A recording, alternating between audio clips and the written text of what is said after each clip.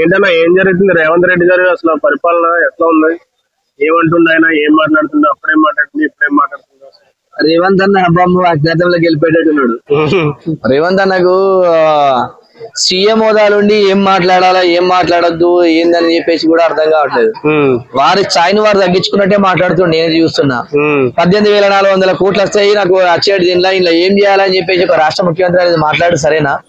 ఇలా రాష్ట్రాన్ని డెవలప్ చేస్తాం, ఇంకా అభివృద్ధి చేస్తాం, ఎవరైనా ఏమైనా సమస్య పడితే ఇయ్యాల కాదు రేపు చేస్తాం, రేపు కాదు ఎల్లుండి చేస్తాం, నెలకు చేస్తాం, నెల కాదు 2 నెలలకు చేస్తామని చెప్పాలా. కానీ నేను చెయ్యాలని కోశారామనే మాటను మాట్లాడితే ప్రజలకు ఇంకా గొప్ప వస్తుంది. కేసీఆర్ గవర్నమెంట్ అదేవిధంగా నేను గెలిపించుకున్నాం మేము. ఆ గవర్నమెంట్ లో ఇట్లా అవకతవకలు జరిగినాయి ఇట్లా అని చెప్పేసి ఉండదని మిమ్మల్ని ఎన్ని గెలిపించుకుంటే నువ్వు ఎట్లా మాట్లాడడానికి ఇంకేం చేస్తారని చెప్పేసి ప్రజలు అది కదా. అందుకే ఇలా గుర్తుపెట్టుకోవాల్సిన విషయం ఉంది. ఏదైనా దేవుడు తెలివి అందరికి ఇస్తాడు, ఒకరు రకంగా ఇస్తాడు. మీకు దేవుడు అదృష్టం మంచిగా మీరు సీఎం అయ్యారు.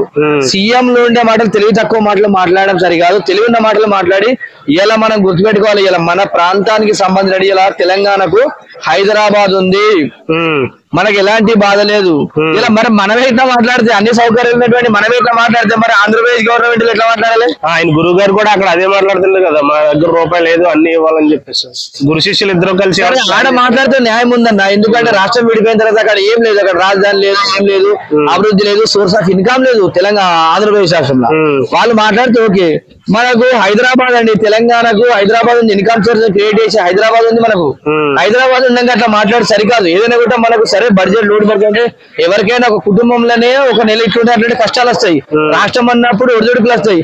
అట్లాంటి గట్టే గతంలో వేసుకుంటే దేశ ఆర్థిక వ్యవస్థ మొత్తం పడిపోయిన సమయంలో పివి నరసింహారావు గారు ఆర్థిక సంస్కరణలను చేసి దేశాన్ని కాపాడండి పివి నరసింహారావు గారు.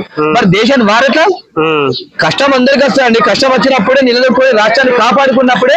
అంటే ఇక్కడ భయ అసలు ఆ పరిస్థితి ఉందంటారా? 10 సంవత్సరాల పాలించిన కేసీఆర్ గారు ఎన్నో అభివృద్ధి పనులు చేశాడు, ₹1 లేదు అన్న మాట ఎప్పుడు కూడా అతను నోటంట రాలేదు. ఇప్పుడు ఎవరైనా ఎక్కడైనా కూడా ఎట్లా అంటే డబ్బులు లేవంటే బ్యాంక్ రూపాయి అప్పియది, పైసలు లేవంటే అప్పు అసలు ఇయ్యది.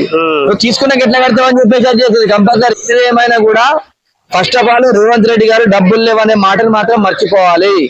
మీరు ఈ మాట మాట్లాడితే ప్రజలను మభ్య పెడతాకంటారా లేదా నిజంగానే లేవా? లేకుంటే క్రియేట్ చేయాలండి. లేకుంటే ఇప్పుడు రాష్ట్రానికి ఇప్పుడు నిన్ను ప్రజలు ఎందుకు ఎన్నుకున్నారు, ముఖ్యమంత్రి ఎందుకు ఎన్నుకున్నారు నిన్ను?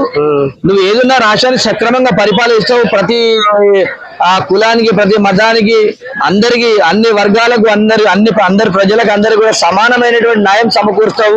ఇటువంటి గవర్నమెంట్ రన్ చేసే విధంగా ఉన్న సత్తా ఉందనే ప్రజలు అవకాశం ఇచ్చారు కదా. అవకాశం ఇచ్చినప్పుడు నువ్వు ఏదైతే నువ్వు పైసలు లేవని ఎట్లా చెప్తావు? ఏదైనా మేము పరిపాలన చేస్తాం, టైం పడుతుంది అని చెప్పేసి మాట్లాడాలి తప్ప నాతో కాదు అంటే చేతగానంత అయిపోతుంది కంపల్సరీ అని చెప్పేసి తెలియజేస్తున్నా. Thank you.